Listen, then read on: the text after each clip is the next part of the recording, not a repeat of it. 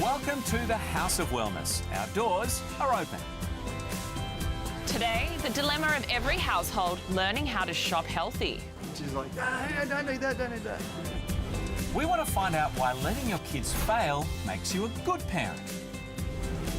And later, a healthy smile means a healthy you. A lot of people feel that they need to scrub their teeth really hard. If you want to live your life just that little bit better, we have the show for you. So much fun, so much colour. So let's all get well, stay well, live well and look fabulous. Right here in the House of Wellness.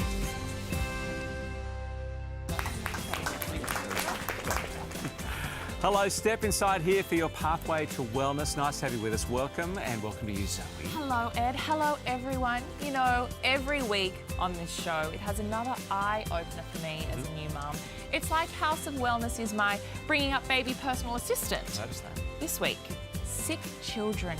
How do you know when it's time to take them to the doctor? Yeah, this is perplexing for a lot of parents. I mean, as a parent of a small kid, I know I was always fretting about that dilemma of having a sick child, thinking, is it just a sniffle? What if it's something worse? Do I call the doctor up in the middle of the night? Should I just wait and see what happens? Well, see, I just text my doctor in the middle of the night. I think he's getting over it, and so is GQ. We have Gerald here with us. Some great advice coming up later in the show on that, and also with you. What's in your side? I have, Ed, some great news for fighting against the cold and flu season coming up on the Ages of Vitamins. Fantastic. Looking forward to that. But first, we all want a healthy family, right? But there are so many distracting paths on this journey to living well and eating well. Yes, and the dangers are not always lurking where you think they are. Sure, if you're grabbing a donut or snacking on junk food, you know you're probably not making a great health choice. But some of our worst wellness decisions take place when we do the weekly shop. You know why? It's because we shop emotionally. Zoe Bingley-Pullin's been looking at this problem for us and joins us now with the traps of the supermarket. Look, I like to think of the supermarket like a war zone. You have to dodge the dangers of the snack food aisle. There's a minefield of the ice cream freezer as well to consider. Oh my gosh, and don't get me started on the chocolate aisle. I mean, there's a whole aisle dedicated to chocolate. Yum. Look, shopping smart and healthy, obviously it can be tough, but it doesn't have to be impossible. When it comes to shopping for food and drink in Australia, a family of 2 parents and 2 kids will spend on average around $330 a week.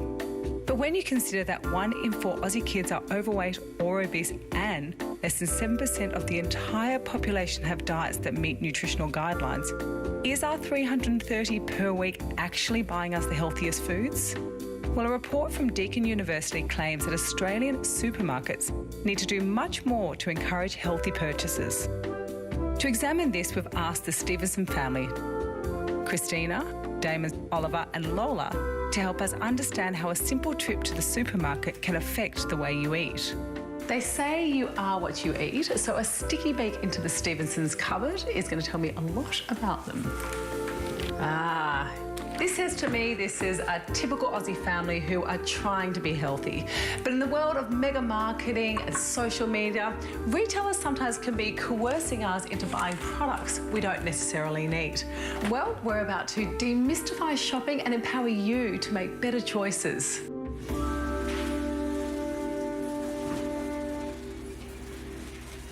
The food industry in Australia is a $90 billion business. And as soon as we walk through their doors, right to the moment we check out, supermarkets use a mix of lighting, music and layouts to get us to buy big. Well, to help us understand how all of this works, we've brought the Stevensons into a busy supermarket to study how each of them hunts for food. Okay guys, this is how it's going to work. We want to see how you shop for a week. There is no budget, there's no limitations. It is literally just to see how creative you can be. Right, let's get down to business with Dad. And to really understand how he shops, we have wired him up with some specialised eye-tracking technology to record his thought processes and how he fills his trolley. Isn't this intriguing? Look how much Damon is scanning the shelves. The circle you can see at the centre of the picture shows us exactly what he is focusing on and for how long. To really understand what's going on here, we've asked 2 experts to analyse the vision coming from Damon's tracking camera. Dr Rowan Miller is a senior lecturer in marketing at Sydney Uni, and Paul McBride is a customer experience researcher. he went straight for the fresh food section, which is obviously a thumbs up for me as a nutritionist. What's going on here? Fresh fruit's a really interesting thing. It seems to me that the supermarkets have these at the front of the store. As we're seeing here, this gentleman's spending lots and lots of time carefully selecting apples and other soft goods. Supermarkets start work on your emotions from the moment you enter the shop, typically placing fresh fruit and vegetable at the store's entrance to draw us in with bright colours and flavours.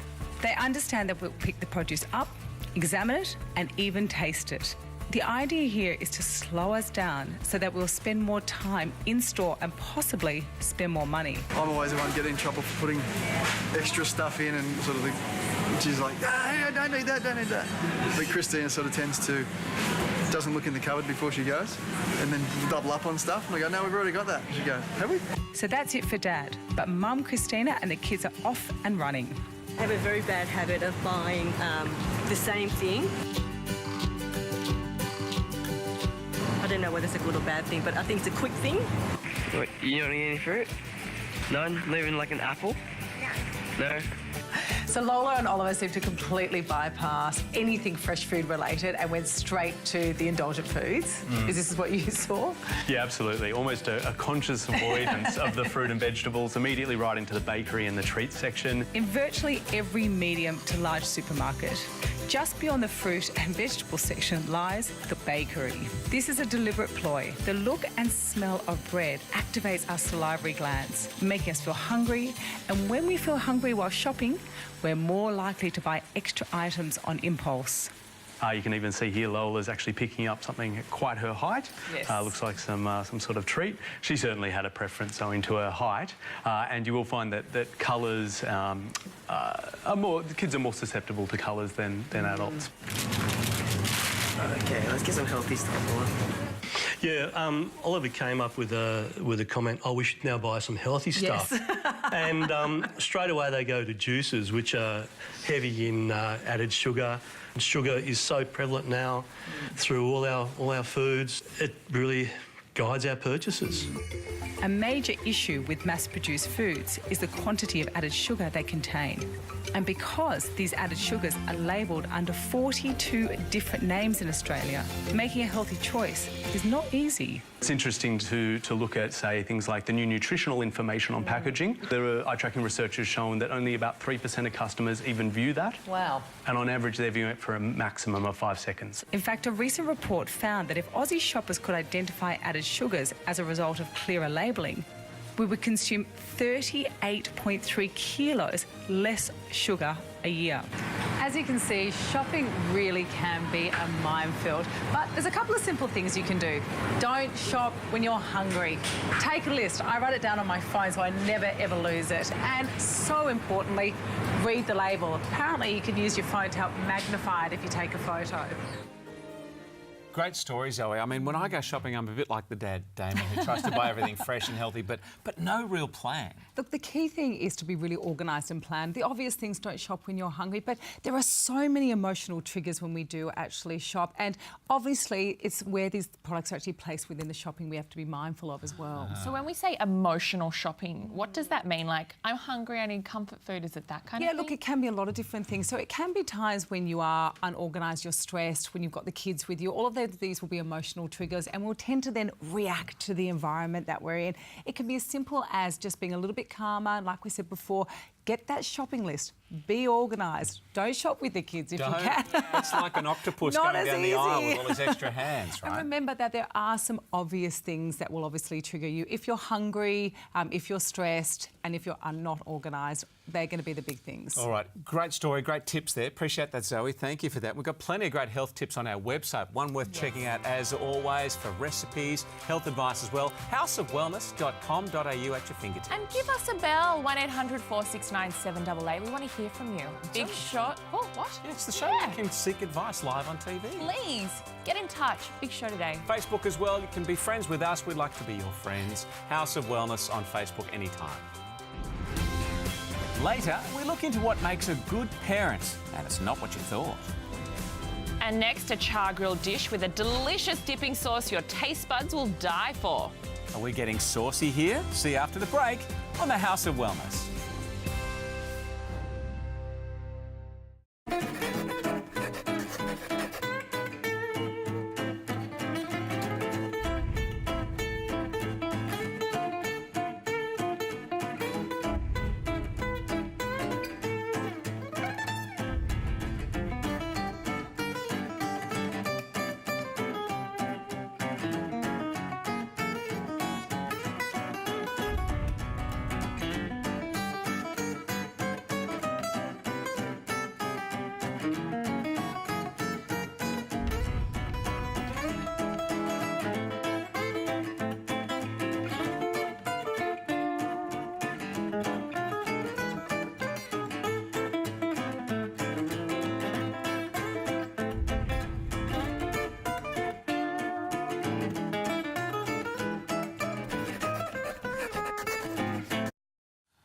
Yum, what a dish. From nutritious to delicious char-grilled vegetable skewers with cashew dipping sauce. Now, I love cashews. A bit of info here. Yeah. Cashews are a great source of protein and monounsaturated fats, as well as magnesium. And, of course, they keep you feeling fuller for longer in case you're trying to watch that waistline. Did you say cashews? Gesundheit. Now, we all know that sport is good for our kids. It gets them out of the house, of course, off those devices. And competition helps build resilience, whether they're winning or losing. But for many parents, seeing their children fail can make them feel that they've failed also as a parent. I feel that from the sidelines too. I empathise. It's not the case, though. Maybe it's OK for our kids to fail. Well, here to shed some light on this subject is child psychologist Dr Fiona Martin. Nice to have you with us, Fiona. Hi, thank you for inviting me on. Why is it good for our kids to fail? It's very good for our children to fail, in fact. And one of the most important reasons is because resilience, which is what protects them from developing mental health conditions, is unfortunately continuing to be a problem for our young people. So we know that anxiety and depression are very common health conditions, despite all our efforts to increase the awareness of mental health conditions, and despite all our efforts to try and work on young people, it still continues to be a problem. So by building up resilience in children, and what I mean by resilience is allowing them to experience those little stresses across their life, little amounts of stress as opposed to large amounts of stress, it builds them up and gives them strength to be able to cope when something does happen, because, resilience is the ability to bounce back from a negative event, and that's really the best thing you can give your child is the gift of resilience. So how can we teach them that? Yeah, well, resilience is taught in different ways. Parents have a large role to play in building up resilience. We want to be authoritative parents, not authoritarian parents, authoritative parents. And what's the difference there? The difference, well, authoritarian parents, they command a lot from their children in terms of behavioural expectations, but they don't provide a lot of emotional connection. And it's emotional connection that you want to build up. It is essential, and it starts from the minute your baby is born. When you wrap that baby's placed on your chest, and those beautiful hormones, release oxytocin, and it's that beautiful like that overwhelming, ooh, I want to eat you. Yes, that's right. And that bond starts, and that's when that bond is started, and it continues throughout, your child's life. Instead of obviously providing them physical comfort, though, over time you're providing them emotional support, and you need to be able to hold your child emotionally. So when they do get distressed, that you're there and you can deal with their emotional distress. Well, these days, like with Pass the Parcel, every kid's party, every kid gets a prize. You're saying that's not such a great thing. Such a great idea, and I think that's where parents are letting themselves down, and I guess failing in a sense, because they're not giving their child an opportunity to experience disappointment, which is really important in the early years.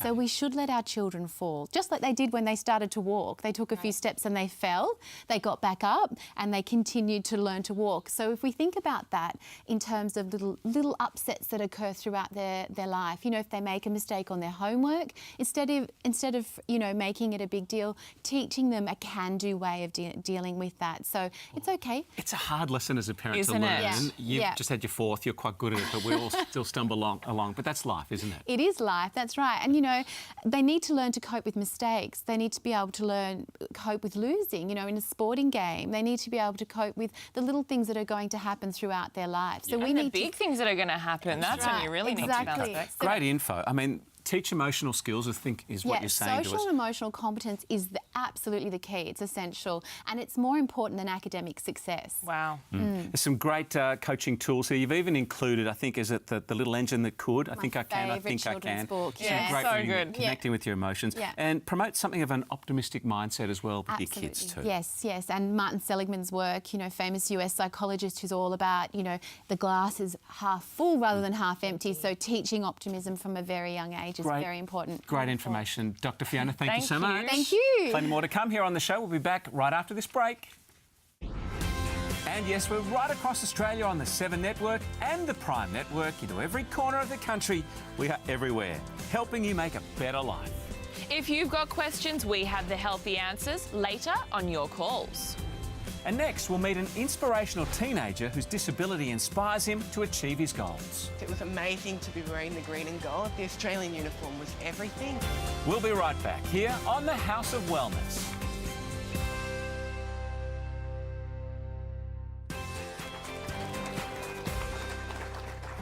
Welcome back. I've got to say I'm really inspired by this week's house hero. He's a teenager with a disability who's not only achieving great things in his sport, but he has a passion to be a role model for others. Yeah, this is incredible. Alexander Kirchner was only 12 when he was chosen to represent Australia at the 2015 Deaflympics, which is the Olympics for the hearing impaired. Yep. 12 years old, that is so young. Isn't it? And 3 years later, he continues to inspire.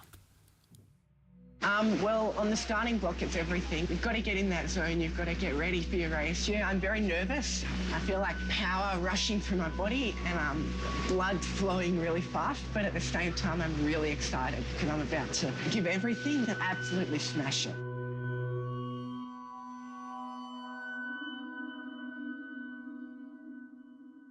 When I first started swimming, I've watched the Olympics for the first time and I was like, I'm going to be there one day, and that's been my goal ever since. Being deaf doesn't stop me. It doesn't frustrate me at all, but it certainly drives me closer to achieving my goals.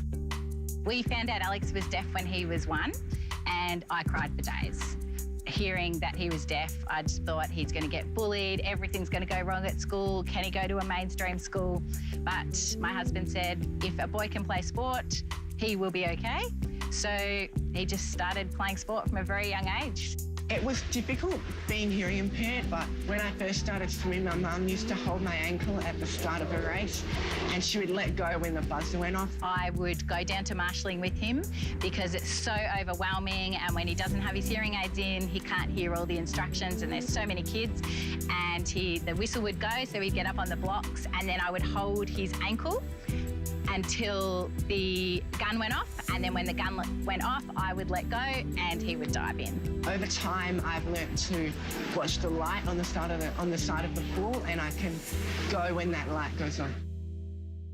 Alex competed at the Deaflympics in Turkey last year, so he was one of the youngest Australians in the Deaflympic Australian team, and he came 4th in 2 of his races, and that is against open competitors. It was amazing to be wearing the green and gold. The Australian uniform was everything, and it was great to compete against people from other countries all around the world.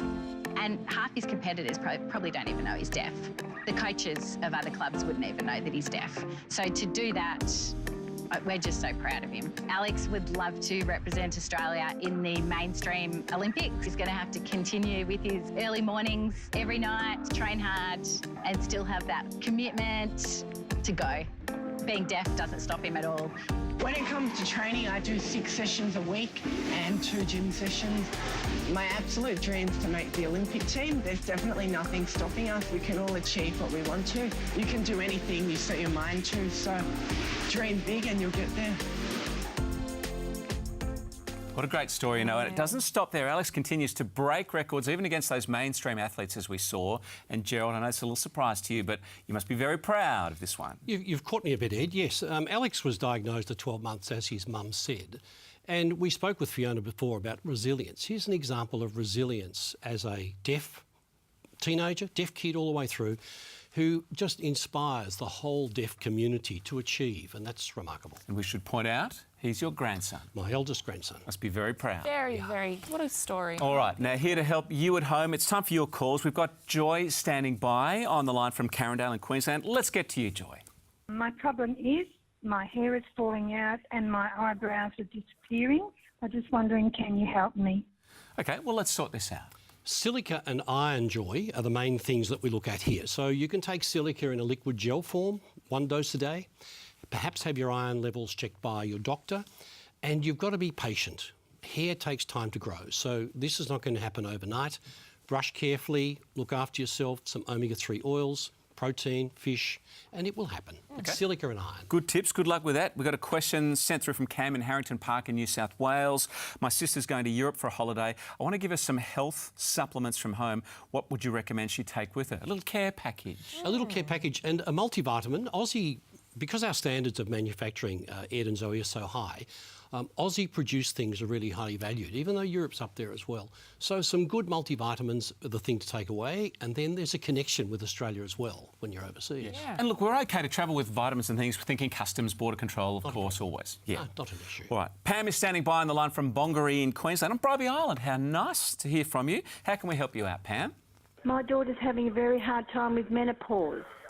Could Gerald tell me what she could take to help alleviate the symptoms? She's angry and moody and life's difficult.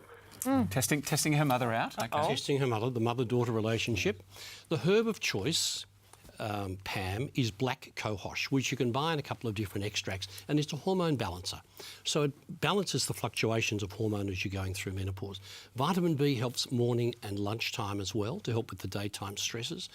Sensible food options, plenty of fresh fruit and vegetables, fish is the best protein, and adequate sleep. How often do we underestimate that? Yeah, black cohosh, haven't heard of that one. Okay, I know, it sounds fancy. Quick email, this is from Megan in Nedlands in WA. Gerald, I get very dry lips. Is there something I can take?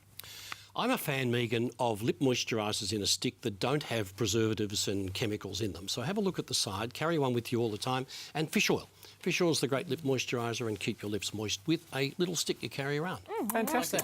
Keep the questions coming. You can email us or reach us via our website, of course, to houseofwellness.com.au. Stay with us. Back with more in just a sec. Coming up, we find out if eating more fruit is good or bad for your waistline, and you'll be surprised. But after the break, what your teeth are saying about the health of your smile.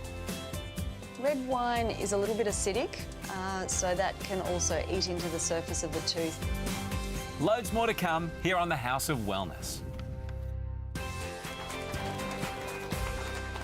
Welcome back to the House of Wellness. Now, Zoe, stick with me on this. We all know health's important, right? And we know that eating well is crucial to maintaining good health. Tick. Yes. And we need teeth to be able to eat most of our foods. That's a given. So we need healthy teeth to maintain overall health. Exactly. So why don't you just say that? Fair point. However long you take to say it, Ed, we need healthy teeth. Yet, according to the Australian Institute of Health and Welfare, 3 in 10 Aussies have untreated tooth decay. That's a massive shocking stat, isn't it? So where are we going wrong with our dental health? We sent Joe Stanley out to find the tooth and the whole tooth and nothing but the tooth. You like that one? It was good.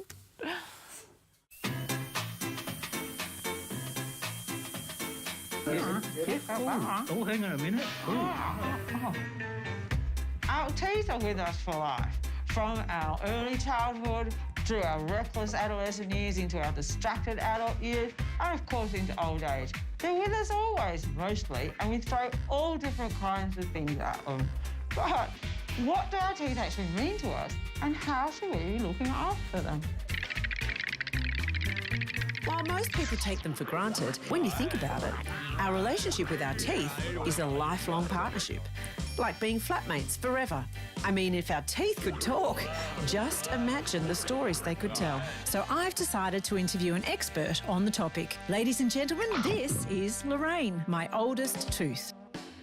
Tooth, thanks for joining us. So nice to talk to you. Oh, first premolar. Been with you since you were 6 years old. Oh, this is the first time we've been able to speak. I mean, what's it like being a tooth? You must have lots of stories hanging out in this mouth. It can't be easy. No, it's not for everyone. We do like to be, loved and respected and, sometimes just maybe cleaned.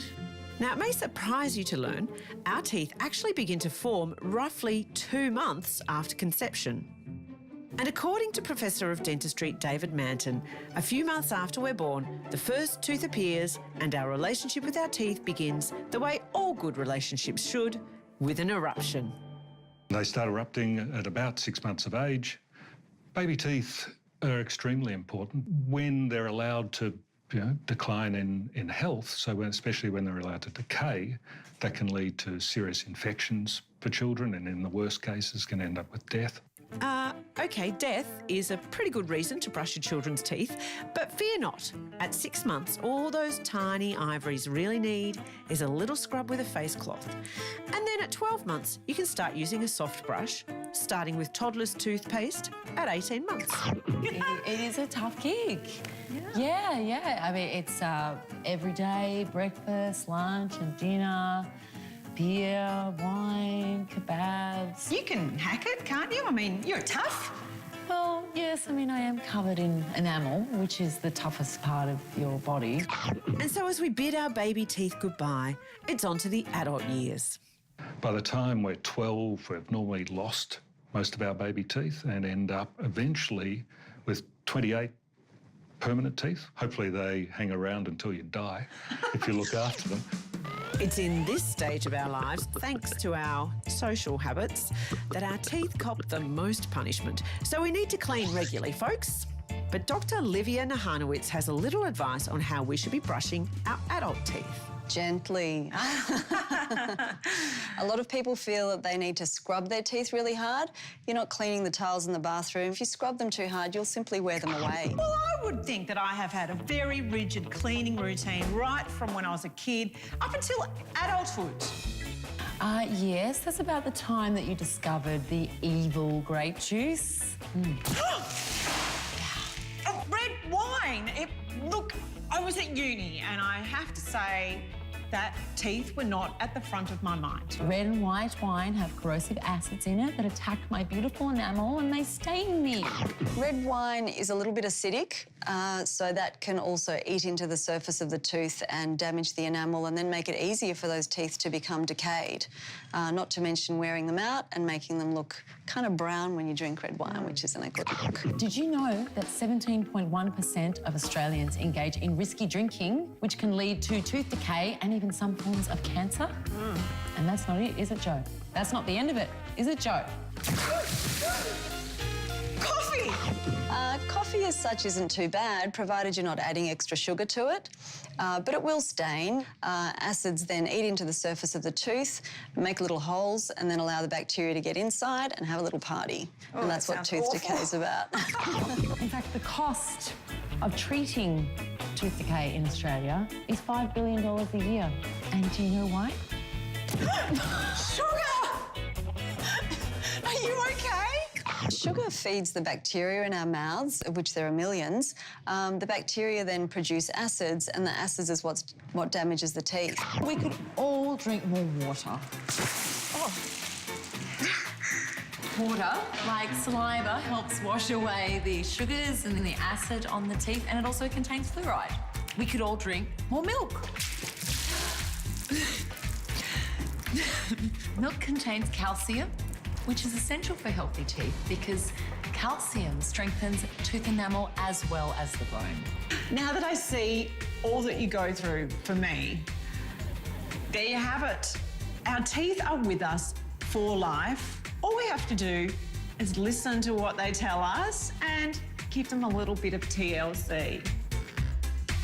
Be nice to your teeth, that's hilarious. Joe Stanley is with us now, live via Skype, I think from your bathroom too, where you probably just brushed the pearly whites. Gosh, that's funny. Yes, hello. I'm practising my Kim Kardashian selfies. Do you do that every day, Zoe? I don't need to practice. Joe, your poor mate, what a beating. Oh, my goodness. She's such a trooper. She's a very dear friend of mine, Cassandra McGrath, and a very accomplished actress. You might recognise her from such things as Sea Change and the Wolf Creek movie. So she really helped me out by doing that. And wasn't she a good sport?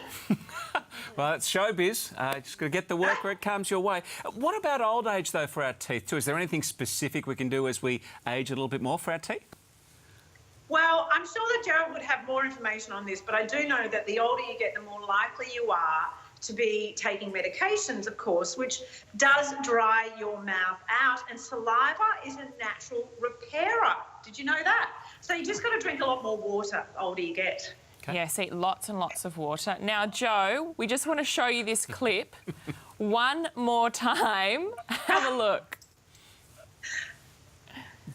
Oh, look, is that cupcakes into the head? Yep. Yes, oh yes. And you know, of course, as with all television, it takes a few goes to get the shot right. So the poor thing was there a long time for her to get a lot of stuff thrown in her face. It's funny. That's testing the friendship. Great job, Joe, and please pass on our thanks to your friend for life there. Yes. Fantastic Thank stuff. you. That's how to take care of our teeth, isn't it? Now, as we were just discussing, too much sugar, clearly bad for your teeth, not to mention your diet. But what about the fructose? This is the natural sugar that's found in fruit. Yeah, that is right. We're told we should eat more fruit, but maybe that's the wrong advice. Yeah, that's quite a good question, actually. So here to shed light on the effects of fruit is naturopath and natural health and lifestyle guru, Dr David Jivan. Nice to have you with us again, Guru. Thank you. Hello there. Let's discuss this sugar thing. I mean, what's the difference between fructose? Because there's a lot of O's juices. which can be kind of confusing. You've got your lactose, sucrose, glucose, but fructose we want to focus on. So first of all, there's a thing called GI, glycemic index. Yep. Now that ranks carbohydrates as to how they affect your blood sugar levels. All right. So glucose has a GI of 100, fructose 19, and together they're used to form what we call sucrose, which is table sugar. Okay. And that has a GI of 65. Right. Now honey, which is about 75% sugar, has a GI of between 45 and 65, which is very similar to what you get out of table sugar. Is lower better on the scale or higher? Yeah. Lower is preferable. Okay. But on the other hand, you've got lactose, which is the sugar from milk and dairy. That has a GI of about 45. And then stevia, which you might have heard of, Yes. has got a GI of 0 because there's no sugar and carbs in there. Okay, so then how does the body react to fructose versus sugar? Okay, so this is the interesting bit. Yeah. Glucose can be metabolized and broken down by just about every cell of your body. Fructose can only be broken down by your liver. So when you consume excessive amounts of fructose and your body is unable to metabolize or break it down, it converts to a thing called free fatty acids. Now these form like little droplets, globules of fat in your liver, and they may lead to a condition called non-alcoholic fatty liver disease and or type 2 diabetes. And may I just add also, when you get your blood test done and when you see those triglycerides rising, that is actually from your fructose or excess fructose or free fatty acids more than anything. So, am I understanding we actually need to eat less fruit? No, it's more. Now, we've got to clarify a few things. Okay. First of all, there is a condition called fructose malabsorption.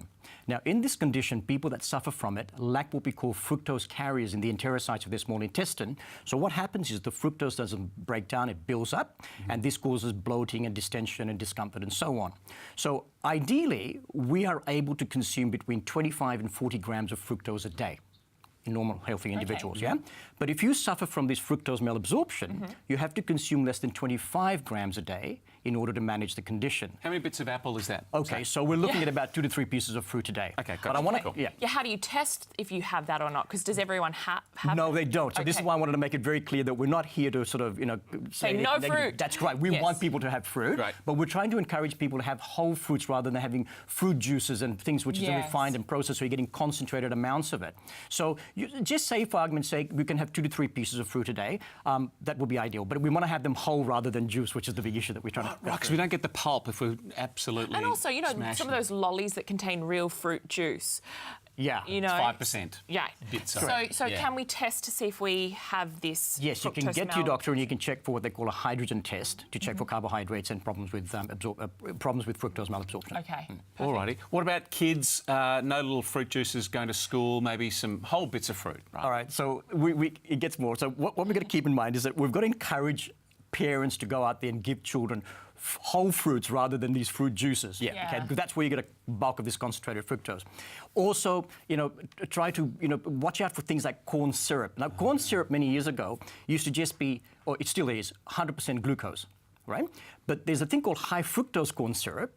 That's about 55% fructose and 45% glucose. And this is what they use in all these fruit juices and sodas and all that sort of stuff. So you get a big whack out of it. So what we're trying to encourage people to do is to basically have whole fruits. And then somebody also brought up the discussion about whether you can have these so-called, they call them NutriBullets and all that. So and what they do is they pulverize the whole thing. Yeah. That's acceptable. Okay, good. Keep eating your fruit, everybody. Great info. Please. Thanks, Doc. So stop juicing and relying on that as your fruit intake. Get the pulpy version if you can. Parents, send your kids off with whole pieces of fruit for their lunch and avoid that high fructose like we see in the corn syrup. Agave nectar is probably That's another one too, yes. Is it? Great info. Goodness me. Thanks for that. Now, as you know, we beam out right across the country every Sunday in the House of Wellness radio version. You can catch us on your Sunday mornings. Yeah, we're coming to you right around the country. Make sure you tune in for loads of great info. See you Sundays for that one. And we're back right after this break here on the House of Wellness. Later, we're here to help you fight the cold and flu season. Stay with us for the A to Z of vitamins. And coming up, an important message for all parents. How to know when your sick child needs to see a doctor. We'll be back after the break here on the House of Wellness.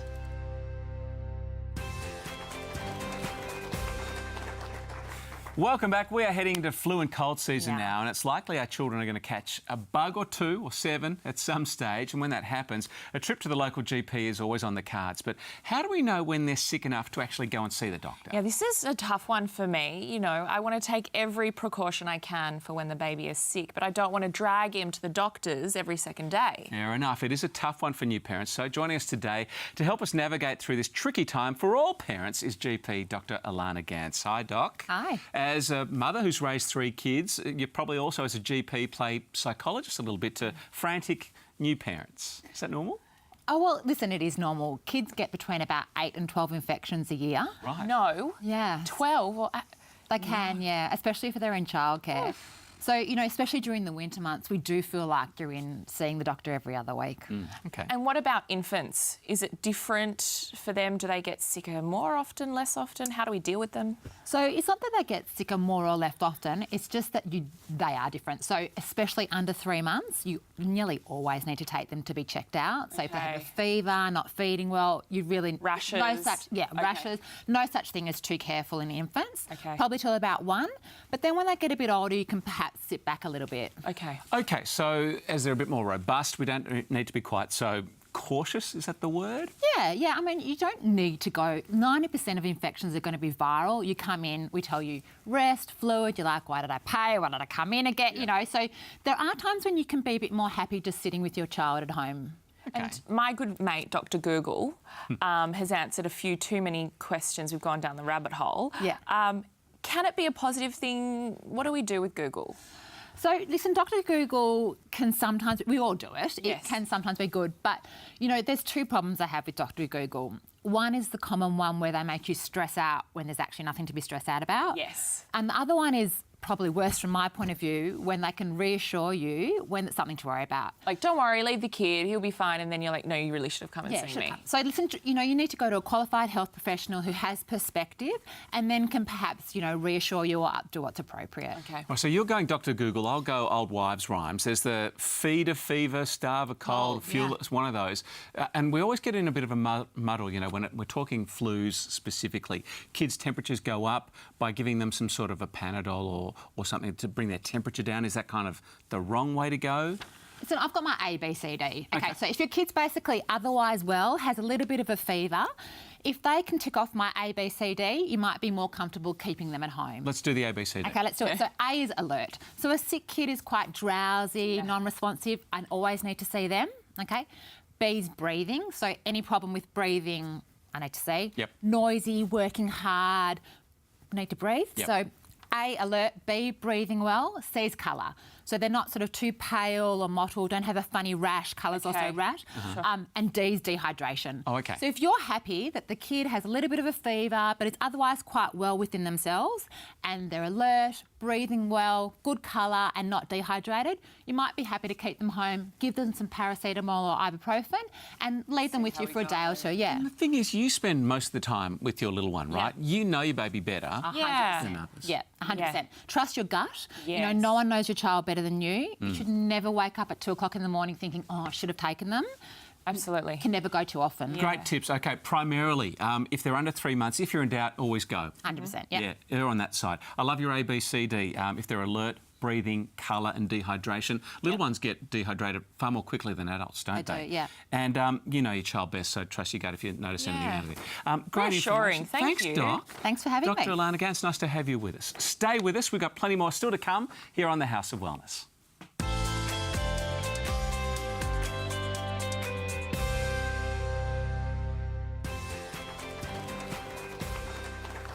Welcome back to the show. It's the House of Wellness and time for the A to Z of vitamins. Gerald is back with us as well. We're officially into winter, guys, for the next handful of months.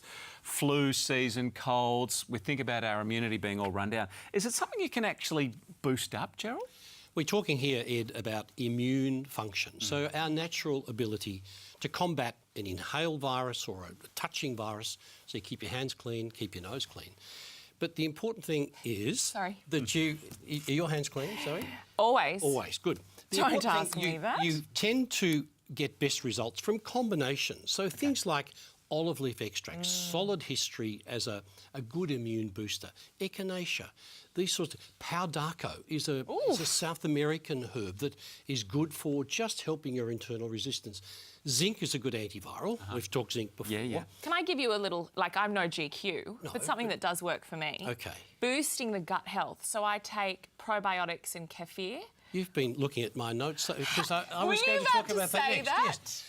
We underestimate the value of gut health in immune function. So important. And that's why we say go back to eating fresh fruits, fresh vegetables. Sauerkraut? Sauerkraut, fermented foods. It's the way of the future. Great advice. I mean, millions of us have had the flu vaccine and think that's all we need to do. It's added insurance, right? It's added insurance. The flu vaccine is an insurance. Yep. Here's more. Alrighty. Great advice there. The A to Z of vitamins, of course, brought to us by Go Healthy. For healthy energy and vitality, try New Zealand's #1 premium supplements, now available in Australia. All right, we've got time for a few more of your calls. Gerald is here to answer any of your queries and is first off the rank here from Cremorne in New South Wales. How can we help you out? I'd like to ask Gerald how to solve the problem of having for 18 months a nail infection, a fungi. Oh, it's drawn out for a while, isn't it? It's an awful word, isn't it? Fungi. And if it's a toenail, it's going to take 9 months. If it's a fingernail, about 6 months. They grow very slowly, a bit like hair. And there are lots of products around that you can use once a week or every now and again. I prefer the every day, twice a day ones because you never forget to do them. Yes. Put them where your toothbrush is. Being careful not to get them confused. But there's an ingredient called undecanoic acid. It's been around for 30 years. Brilliant stuff for infections like Alrighty. We can help you out with any of your queries as well. You can reach us via our website, houseofwellness.com.au. Details on the phone number. You can ask Gerald anything you like and watch the show back again anytime you like. And again and again. We've got a big one coming up for you next week. We're taking a look at the mental health of our Aussie men. Some really important messages coming up and you won't want to miss those. Oh yes, we're also going to learn how to ease our knees. That'll be a new one. And Zoe, what are you going to leave the show with today? My goodness. You know what? I love Dr Elana, those helpful tips on how to keep your baby and kids healthy and not always run to the GP. Yeah, thank you, GQ. Some great tips and more of those coming up. Thanks to you, though, for joining us. And thanks to our friends at Chemist Warehouse as well. That's all from us. Have a healthy and well week. Bye.